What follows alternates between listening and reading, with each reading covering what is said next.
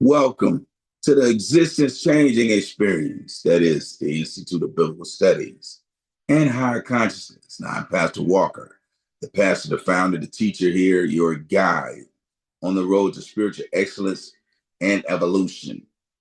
Certainly, I'm grateful for this day of fellowship in the Word and the day of rest. I'm grateful for those of you, that join us on Zoom, and for those of you that view these videos after they're posted to YouTube. I just humbly ask that if this video or the videos on my channel are a blessing to you, please like, share, and subscribe. Please bless someone else with this information that's being put out. And for those that will like to give a financial gifting to this work, you can cash at me at #IBSHC. That's #IBSHC. I'm excited to be back with you this week. I apologize you missed me last week. Still working on the lesson topic for this week because life be life and sometimes, and you got to take care of business. But it also gave me an opportunity to finish putting this lesson topic together that we're going to be discussing today. I am certainly grateful for the inspirational ministry. We still put out information, put out inspiration, and those that are still being blessed by it on TikTok and on Facebook. I'm grateful for those that take time out to hear what the word is through me. I'm grateful for all the blessings and not blessings. I'm trying to get away from that word. All of the abundance that is being poured out from the creator of all via the universe through me to me. I am certainly grateful to be a conduit and a channel of information and knowledge and a channel period to just be able to give out, whether it's financial or whatever help there is, because I'm grateful for knowledge and information coming to me to help shape me and groom me. And I'm seeing the era as to where when I was in religion, how pastors either knowingly, willingly did not choose to deal with certain things or they did not know how to deal with it. But I'm here to share as it is poured out and given to me. And please excuse my necklace coming up the brown face, but I'm glad it is because he ain't the goat.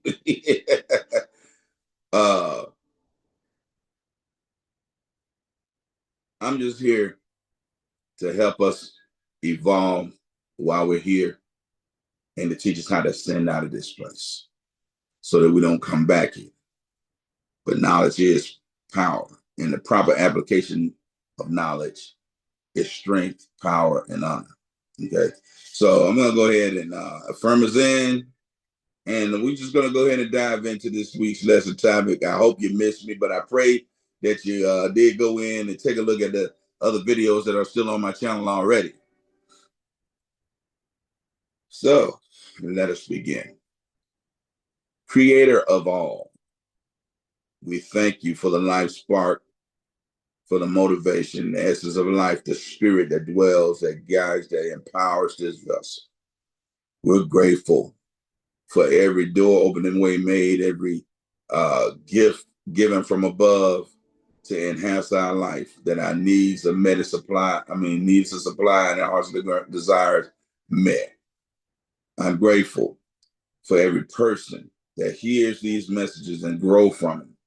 And for those that will share this information, to them, I'm grateful. We're grateful for the word as it is given, as it comes forth, as it is shared. We humble ourselves and confess that we have no sin. In any transgression of universal law, divine law, we repent that we may make ourselves aright for a higher consciousness and elevation. I humble myself and ask that you will think through my mind and speak through my mouth those things which are beneficial for the edification of those listening. And I welcome the knowledge and experience of the ancestors and the angels, universal energies, to help make this lesson topic explained in a simple fashion that even the child will understand, will grasp the knowledge and grow therefore. All praise, all honor, all gratefulness and gratitude be unto the Creator of all. And I speak these things in the name of the Creator, that it may come before the throne of the Almighty power. So be it. Again, welcome to the existence changing experience that is the Institute of Biblical Studies and Higher Consciousness. And I am Pastor Walker, the pastor, the leader, the founder, the teacher, your guide on the road to spiritual exaltation and evolution. I love that meditation music. Sometimes I go to sleep with the Tibetan bowls playing. I'm in Toastmasters, and I gotta get rid of that word This lesson topic is one that some people may not feel and that it's important. I believe it is. It struck my spirit to deal with. And if those of you that are listening and watching this video will lay hold on this knowledge, it will definitely aid you in empowering and correcting and building your life. Let me say one thing about ascending out of here. Now, I know a lot of people say dying or unaliving. I don't know where they get that unaliving stuff from, but we're going to go into all of that again today. Stop saying the usage of words,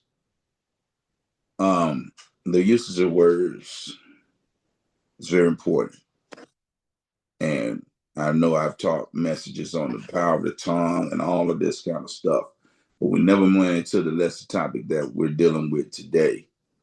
So those of you that have your Bibles, iPods, iPads, laptops, desktops, iPhones, Samsungs, any way that you're viewing this video and able to see the word, grab your word. Today's lesson topic has to deal with a very simple but empowering topic if we lay hold on it with knowledge and consciousness. We can not only change our life, but the lives of others. We can take back control over our lives. So today's topic, and I'm not going to promise you that I'm going to get done with it today. You know, I always build a foundation first. But if it has to go into a part two, know that in advance, I'm telling you that there will be a part two if need be. Today's lesson topic is the importance of etymology. The importance of etymology. You know, we live in a world where we hear people utilizing various words and phrases, ebonics, slang, all of this stuff. We utilize words to communicate and to relay a particular point. And the ancients, they recognized words in a more serious fashion because words are power, they are vibration. And the ancients did not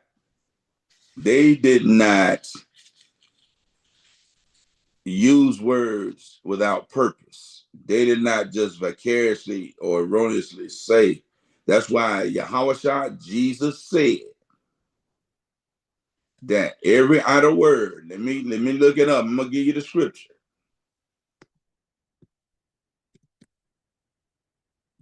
Because he learned in the mystery schools the importance and powers of words.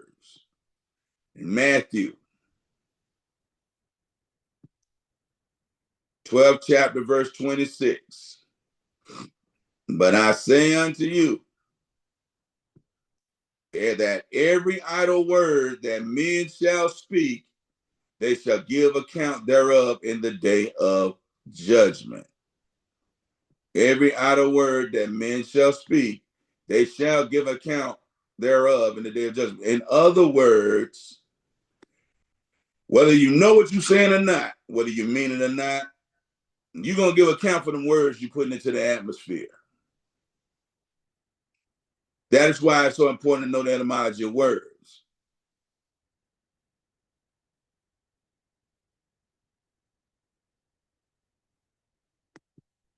Because regardless of whether you meant to say it or not, you will give an account for that word. It has to come back. The universe is a field.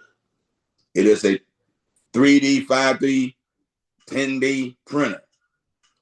That whatsoever you put into it, it will return that baby to you.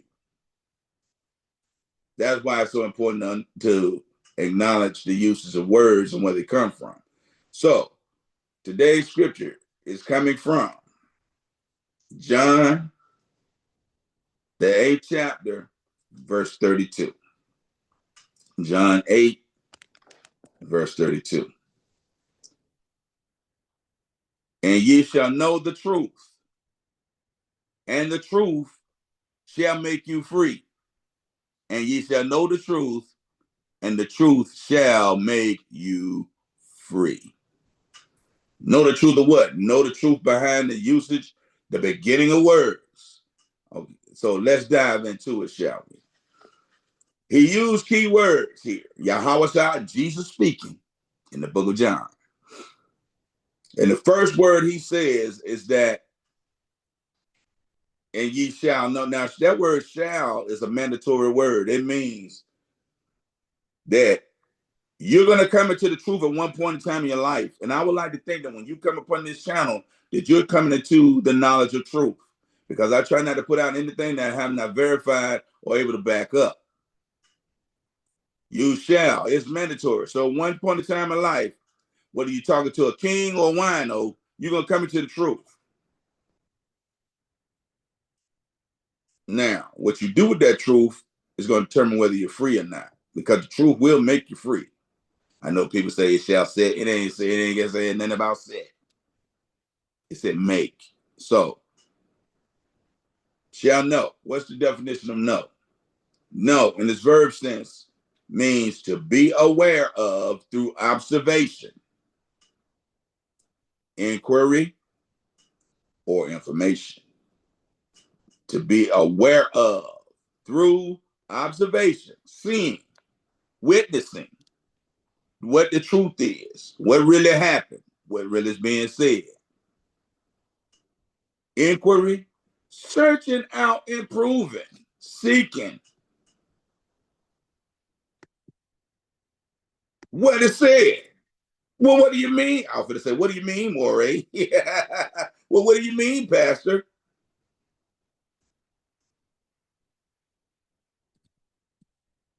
Give you another scripture. I love my trusty laptop, because these scriptures be coming into, and I'm going to have to go back and add these to the lesson. Check this out. 1 John, 4th chapter, verse 1 says, Beloved, believe not every spirit. This is where the inquiry comes in that. But try the spirits, seek them out, inquire, search it through, whether they are of God, because many false prophets are gone out into the world. There are many misleading people that have gone out into the world to deceive you and entrap you, and they utilize words to do it. That's why it says to try every spirit.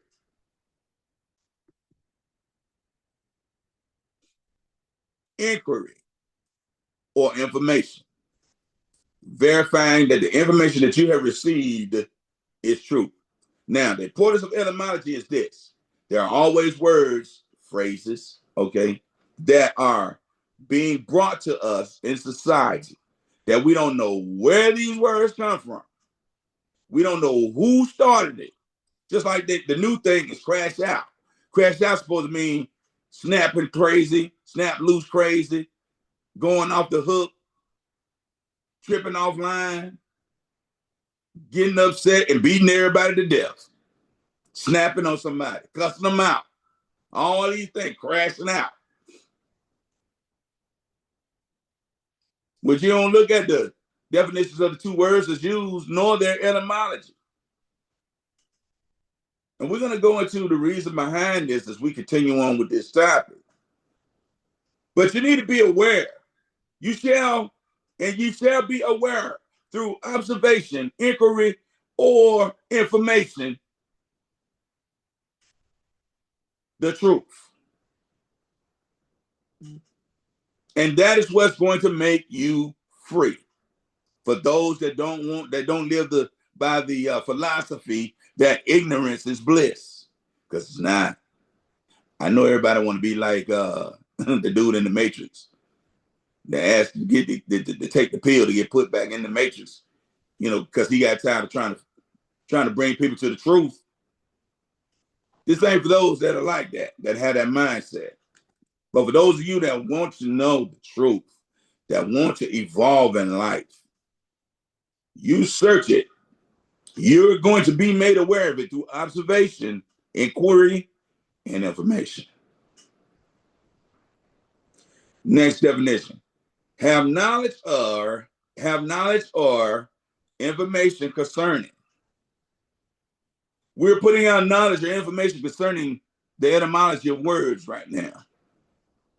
To be absolutely certain or sure, to be absolutely certain or sure about something. Have a good command of, in parentheses, a subject or language. That good command of, which means you're an authority on it. You shall know, and knowing will make you free. The truth. Okay. So what is truth? All right. There's one definition that says that the Webster Collegiate Dictionary says that truth is underlying facts. But let's look at it again. Noun sense. The quality or state of being true. That which is true or in accordance with fact or reality. A fact or belief that is accepted as true. You shall be made aware. You should be aware through observation or inquiry or information. A fact or belief that is accepted to be true. That which is true or in accordance with fact or reality, or that which is the quality of state of being true. And that will make you free. How does that make you free? Because knowing truth will empower you to take control over your life and no longer follow the direction of the powers that be that allow you to be led astray via words. When we were babies, we didn't know no better. That's why Apostle Paul said, when I was a child, I thought as a child. I understood as a child. I spake as a child. But when I became a man, I put away childish things. When I came into the knowledge of the truth, I became a man and put away those childish things and took control over my life again. You ever wonder why certain circumstances happen in your life or come to pass that you said, and most of them are negative? Why? Because I done said something that I ain't know the true meaning behind. We have a lot of traditions and holidays and all of these things that we take part in unawares, and we're receiving from the energy of those things. It's just like a bullet. Just because you shoot a gun and the bullet goes up in the air, that bullet don't stay in the air. It has to come down somewhere. Hopefully, it don't come down to kill nobody. Case in point, 1 year in Virginia, we were at home. We staying home for our New Year's. Of course, they popping out shots, pop, pop, pop, pop, at midnight. One day, me and my son Javier was getting ready to load my van, okay, to go do some yards because I had a landscaping business. He walks by the corner of where his room is, and he said, "Ah, but look, a bullet had lodged itself in the metal that was part of the frame at the corner of his room." Now his window was a foot away from where that bullet went in, which is where his bed is at. That bullet could have came down and killed my son in his sleep. But praise be to the Almighty that it wedged itself in the corner next to the window, because that bullet had to come down somewhere. So when you firing your words up, all heated, without consciousness, without proper knowledge, the results gonna come back down to you. Whatsoever goes up must come down. You reap what you sow. So we're here to teach you to be informed so that you can use the words properly, because there were civilizations built on words. Man, okay. I love this. I'm not going to just give you the scripture.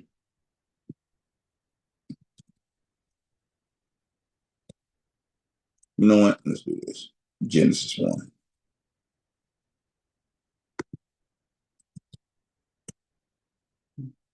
Let's talk about this. In the beginning, God created the heavens and earth. And the earth was without form and void, and darkness was upon the face of the deep. And the spirit of God moved upon the face of the deep. And God said, let it, there be light. And there was light. He sent it into the atmosphere, and it came back. Proof came back. Well, what's that? I mean, that's the Most High. What you mean? What that got to do with me? Okay.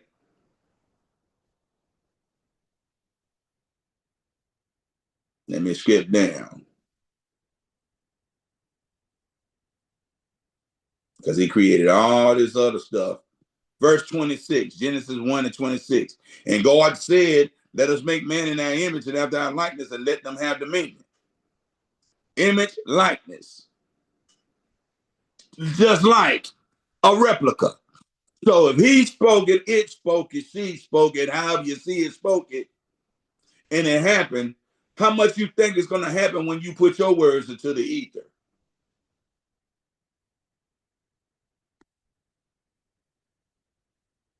Oh, I got to go back and correct something. Sidebar. When I taught about, I did a message on Hear No Evil, and I made a reference to the song Want to Be Starting Something, Michael Jackson. Okay. And I said, Mama say, Mama sa, Mama kusa, because I watched the video where they played it, and it also said, I'm going to tell you one of the time, I'm not going to stop. But I got to correct that, because I watched another informational video on Michael Jackson, and it is actually Mama say, Mama sa, Mama kusa. But he got it from a Cameroonian entertainer. And I meant to write that down before starting this lesson. So let me pull it up real quick. The song was called Soul Makusa by Manu Dibango. He's from Cameroon, he's African. And that was the hook in his song.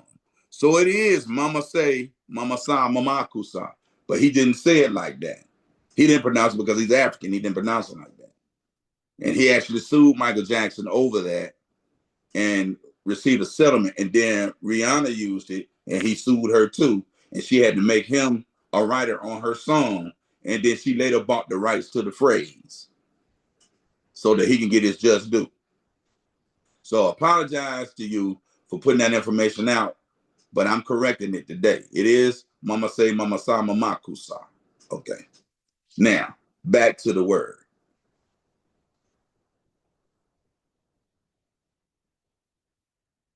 It says that you shall know the truth.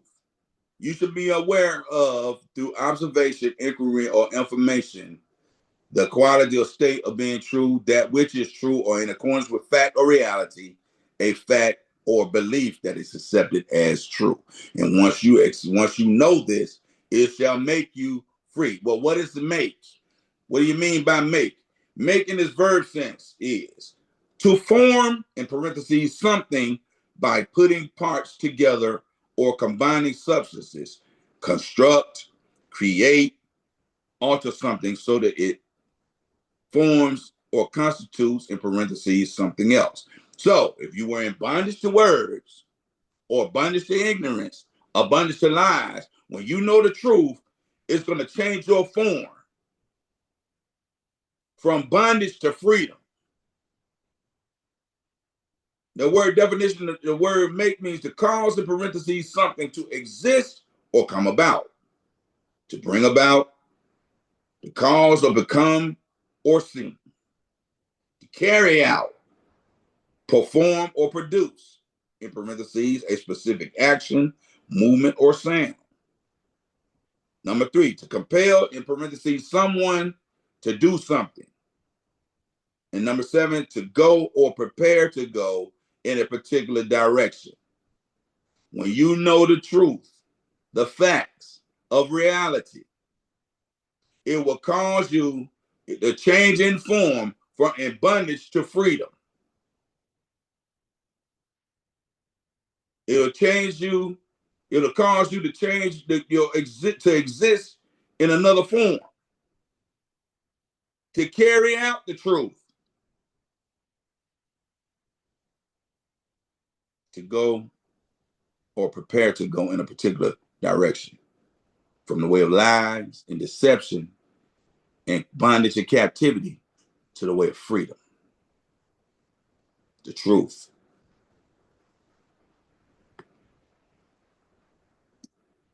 What does it mean to be free?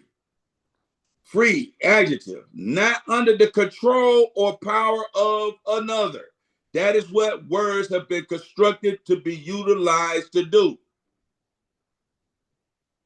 Able to act or be done as one wishes. No, not or no longer confined or imprisoned. In the verb sense, to release from captivity, confinement, or slavery.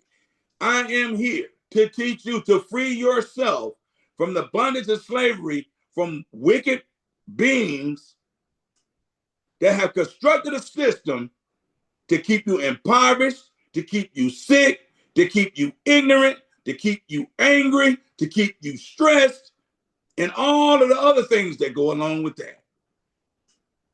And all of that is solved by knowing the etymology of words. What does it mean? What is etymology? Some of you might not have heard this word before. Some of you may be scholars and students and you have.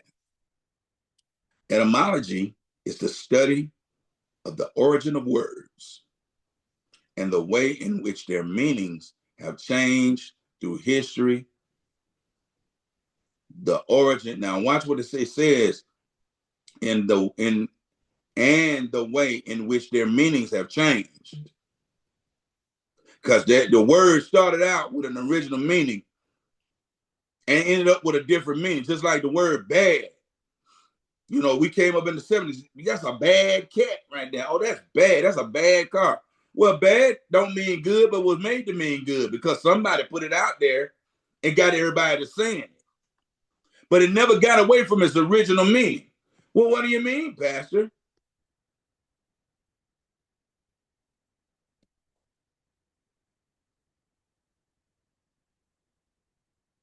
The definition of bad means of poor quality or low standard. Not such as to be hoped or desired, unpleasant or unwelcome. But in society, we're taught, and it goes back to the movie that I watched, I think it was Glory Road. And they was trying to teach the white guy when they was hanging out. The black guy was trying to teach him. And he said, white guy said, black guy said, when you with your folks, bad is bad. But when you with us, bad is good. And the white guy asked a simply profound question. Well, bad is bad with my people and it's good with you. Well, what about the word good?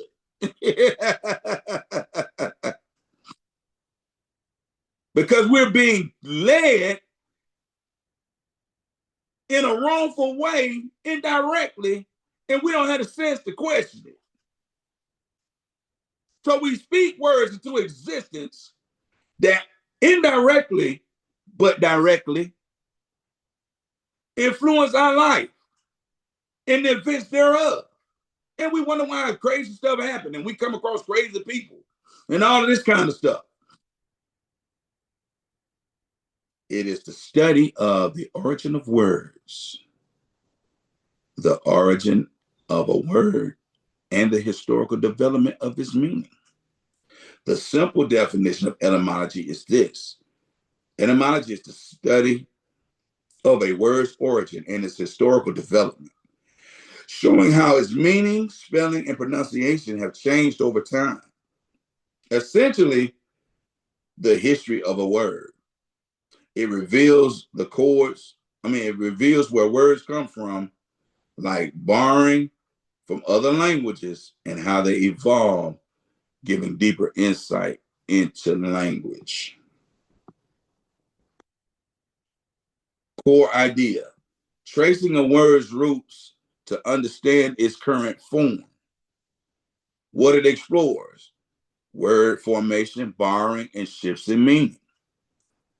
An example of that is discovering that salary came from the Latin word for salt, because Roman soldiers were paid in salt. Now, back in the old days, etymology was taught in schools, but the powers that be realized that when people study the etymology of words, you can't deceive them because they know the true meaning behind the word. Just like these holidays. They took the holidays, Saturnalia, Christmas, but that's the worship of Saturn. Okay? Valentine's Day, Lupercalia. Whole entirely different meaning from what they. Lupercalia was a sex ritual. Okay, where the Romans had orgies, both men and women, and the women that got pregnant, watch this, and the women that got pregnant, when they bore those children in the next upcoming Easter season, those children were sacrificed and eggs were painted in blood. Oh, but Valentine's Day is a day for me to show love to my baby. Easter is the representation of the resurrection of Jesus. But when you don't know the etymology of a thing, because the energy and the power is in the etymology, you carry something out foolishly. Halloween, Samhain. Some say Samhain. Thanksgiving. I forgot what Thanksgiving is. But all of this stuff we carry out foolishly because we don't get to the etymology, the history of it. And that's why we're being deceived and entrapped by the so-called powers that be. These elites know the power behind what's going on. They meticulously constructed this stuff, knowing that when you come in as a baby, you're going to be indoctrinated. I'm going to go into that, into a particular way of believing. And because when you believe, it goes into your subconscious mind. Your subconscious mind, with the aid of the universe, manifests back to you what you say, what you think, where you vibrating at, your particular consciousness.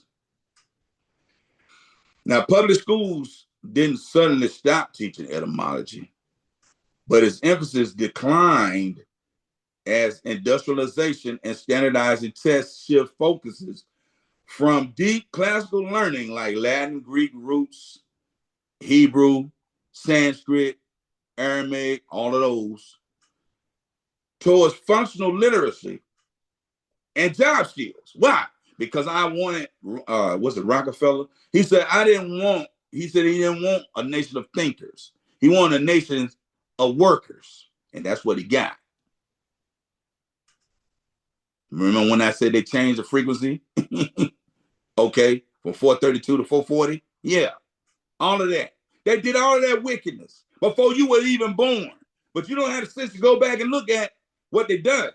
So that's why I'm bringing it to you, so you can go back and look at it and research it and make an intelligent decision. Standardized testing shifted focus from deep classical learning. Oh, but the privates, the elites, they still have their children having deep classical learning. So they know how to utilize words like Latin Greek roots towards functional literacy and job skills, moving away from the 19th century's focus on broad intellectual development,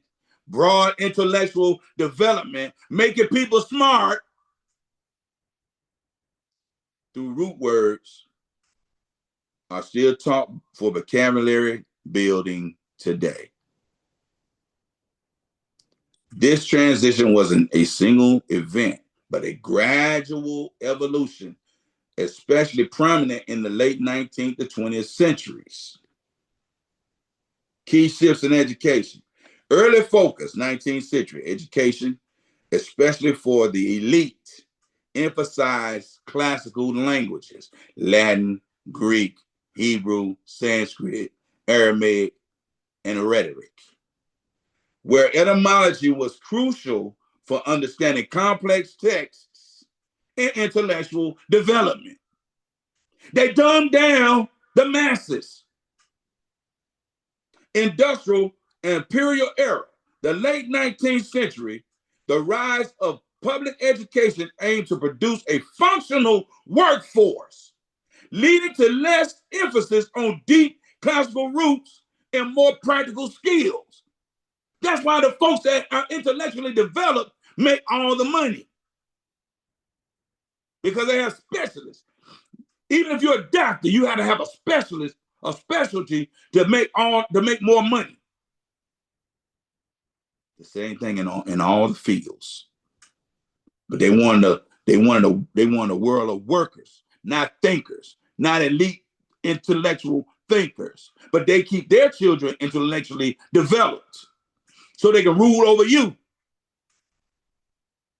Now in the 20th century and beyond, the focus shifted towards standardized testing, basic literacy, and broader curriculum, often sidelining in-depth etymological study in favor of vocabulary building through context. This came from Etymology Today. While not a standalone subject as it once was, etymology is still integrated into English classes, but not as prominent. Often, though, teaching root words, prefixes, suffixes, Latin Greek bases to build vocabulary for comprehension notes. And that came from cooperative educational studies. They put all that effort into dumbing you down to keep you from questioning the words that you're speaking, which ultimately affect your life.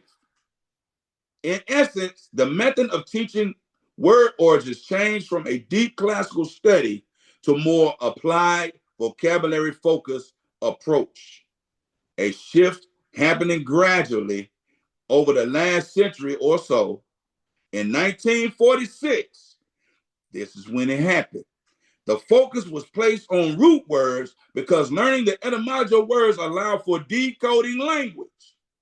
So you'll know what they're saying. Just like right now, they're putting out these earbuds that you can wear. That's translating the languages to you. Because why? Before you could come into into the presence of somebody from another nation, and they can speak freely before you and insult you and everything else if you didn't know the language. Etymology allows you to be able to decode language, decode what is being said, what is being put before your eyes. They're using you to manifest their wickedness, their trap over you. They began to implement spelling, which is casting spells, via grammar, which is a grimoire from grimoire, which is a book of spells, or a magical system. I spoke this before. I done taught this in lesson topics before, but I never dealt with the etymology of words. So I got to re-emphasize some things. For those of you that might have heard this before, let this sizzle in your spirit.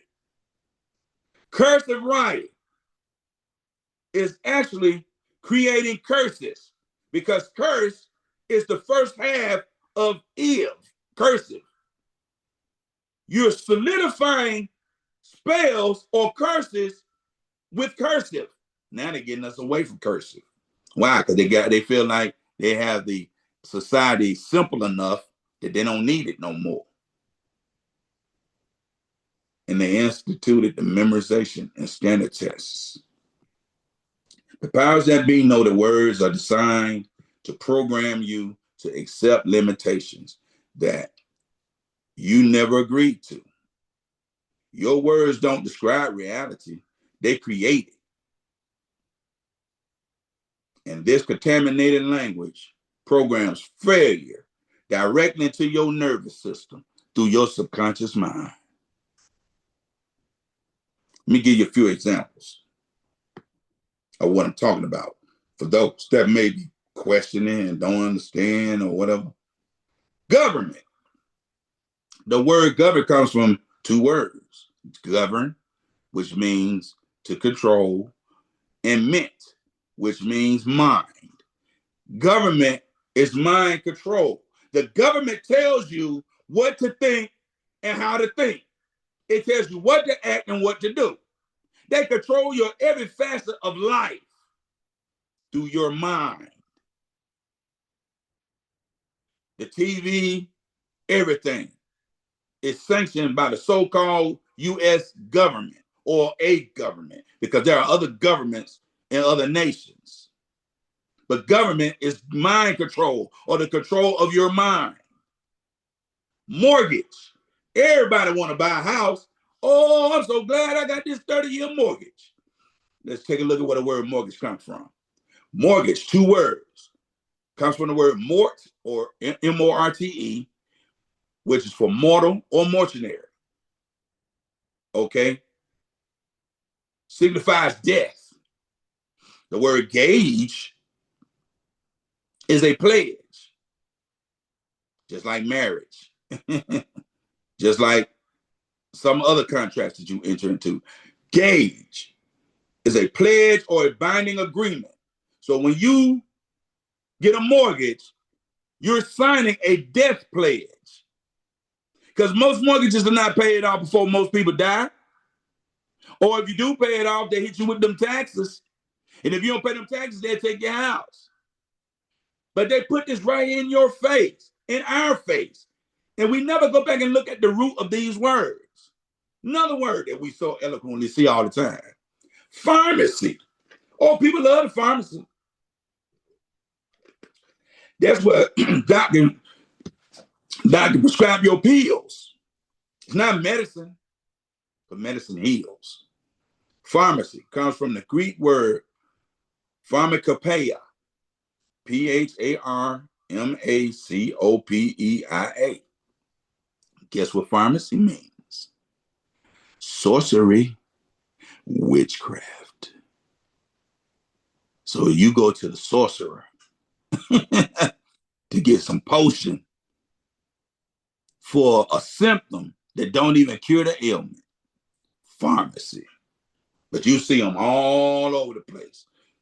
I'm going to the pharmacy. I'm going to the sorcery, to the witchcraft.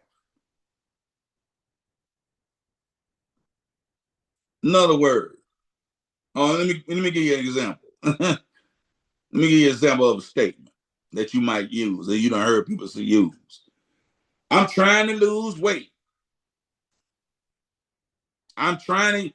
So when you say that, your subconscious mind hears the word trying. You know what the word trying means? Attempting with no success. An effort with no results. That's why you don't lose the weight, because you're trying. You're speaking into the atmosphere. You're speaking into the ether. You're cursing your life. But you think that trying is just a simple word. Why? Because we've been told to use it. But I'm trying to get it right, but you never get it right. Why? Because you're trying. effort with no results, attempting with no success. Let me give you another phrase, a statement. I want to be successful. A lot of people say that. Well, why are you here? Because I want to be successful. Okay. But guess what your subconscious hears? It hears the word want. That's what it acts on. I want to be successful, which means I lack or I desire to be successful. But I'm in the state of not having success. Because it means to be in the state of not having. When you use that word once, it means to lack, don't have. But you think it sounds, and we think it sounds eloquently because, oh man, everybody uses that phrase. But nobody questions where the phrase comes from. What's the meaning behind the phrase? What's the etymology of the words? Another statement. Everybody know this one. I need more money.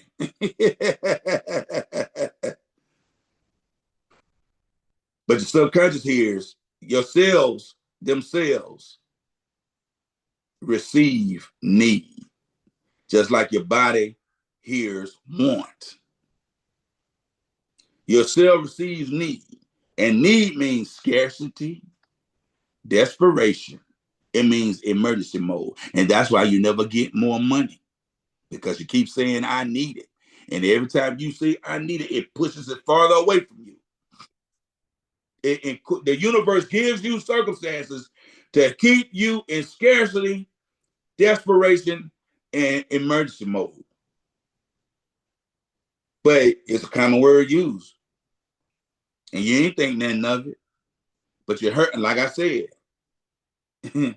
Watch your mouth. You're hurting yourself. Go back and watch those videos.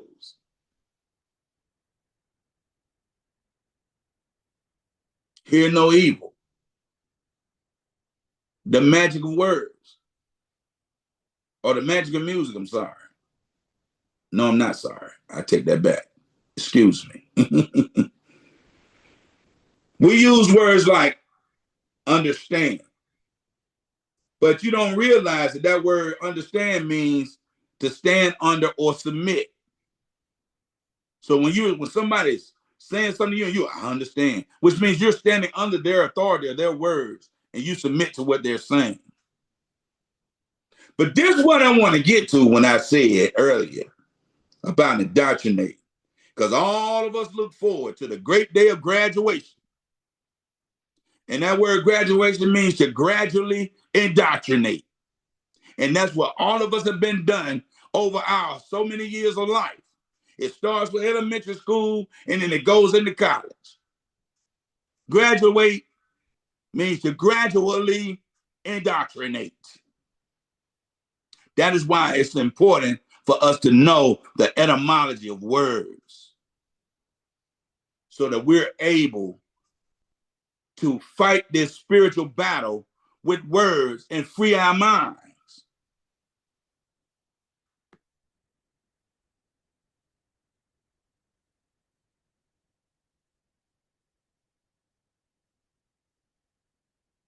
I'm going to stop right there. And I'm going to pick back up next week, right here where we left off at. I'm just trying to build this thing. But I want to be able to take my time with the word. But I pray, I hope that I've helped someone today to go back and take a look at the words that you're using so that you can use them properly with consciousness and knowing, and stop inadvertently, indirectly speaking into your life curses and spells.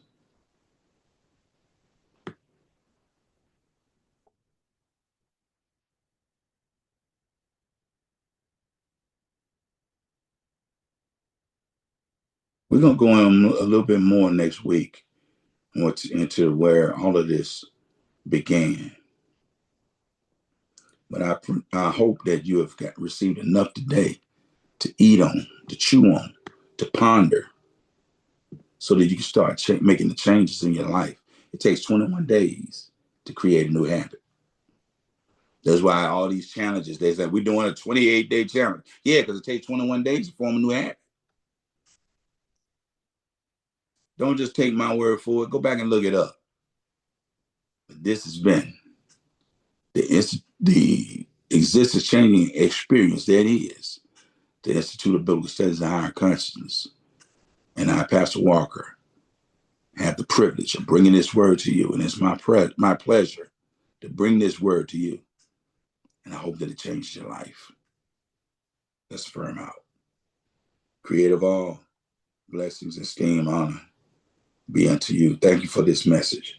Thank you, universal energies and ancestors and those who have downloaded this message into me, that I may share it with those that are listening. I ask that it go forth and prosper to the word, into the mind that receives the word. Let not the word go forth and void, but let it go to which is sent and accomplish that which is sent to do. Now, as we depart from the zone, we know that we're forever in the presence of the Almighty, for we're made in His image, in His likeness, that we are the Creator and the Creator is us. And we're kept until we come together again. I speak these things before the throne of the Almighty. I speak these things in the name of the Creator that it comes before the throne of the Almighty. So be it. May the Creator bless you, keep you. May He cause His countenance to shine upon you, be gracious unto you. May He show you His mercy and bid you peace. Peace, love, and light. Thank y'all for tuning in. See y'all next week for the end. Peace.